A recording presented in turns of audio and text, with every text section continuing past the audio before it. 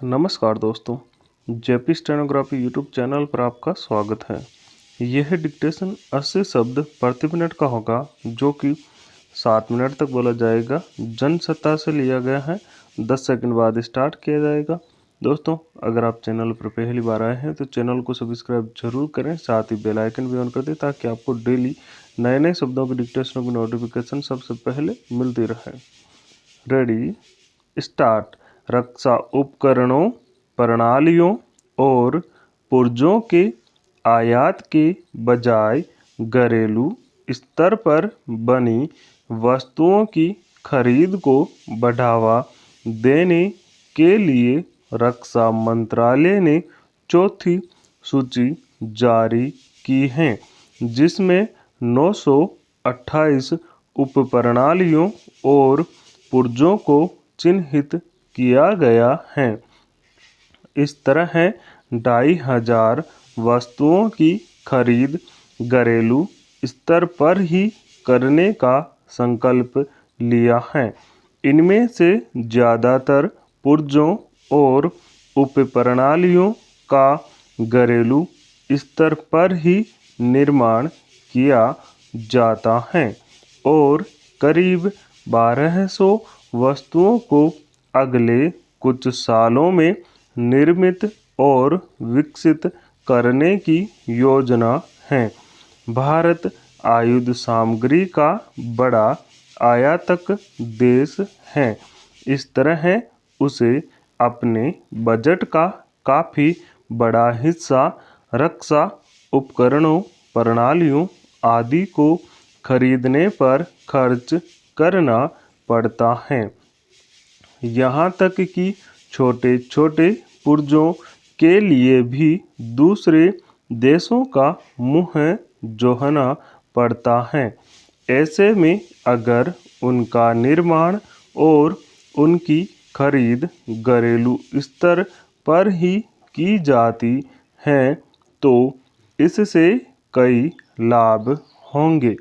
एक तो यह कि रक्षा सौदों में बिचौलियों पर निर्भरता खत्म होगी। दूसरी, विदेशी मुद्रा की बचत होगी। फिर आयात घटने से व्यापारिक घाटे का अंतर भी काफ़ी कम होगा। पिछले साल थोड़े वक्त के लिए ही कुछ वस्तुओं की आयात पर रोक लगाने से व्यापारिक घाटा पाटने में काफ़ी मदद मिली थी। सबसे अहम बात कि केंद्र सरकार ने रक्षा उपकरणों के मामले में आत्मनिर्भर बनने की जो घोषणा कई साल पहले कर दी थी, उसे इससे बल मिलेगा। रक्षा सामग्री के निर्माण में आत्मनिर्भर बनने के लिए रक्षा अनुसंधान एवं विकास संगठन यानी DRDO को सक्षम बनाने पर ध्यान केंद्रित किया गया। इसका सकारात्मक नतीजा भी दिखने लगा है। कई विदेशी लड़ाकू विमानों से प्रतिस्पर्धा करते विमान बनाए जाने लगे हैं। इसी तरह उपकरणों और रक्षा प्रणालियों के मामले में गति आई है। स्वाभाविक ही इससे दूसरे देशों से महंगे दामों पर रक्षा उपकरणों की खरीद की बाध्यता कुछ कम हुई है।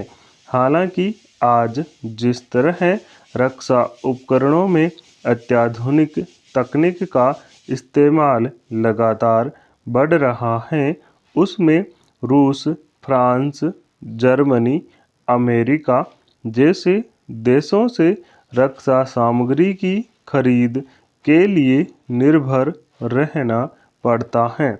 मगर जैसे जैसे हमारे यहाँ ऐसे लड़ाकू विमानों और रक्षा उपकरणों का निर्माण बढ़ेगा, वैसे वैसे न सिर्फ दूसरे देशों पर निर्भरता कम होगी, बल्कि भारत भी रक्षा सामग्री का बड़ा निर्यातक देश बनेगा।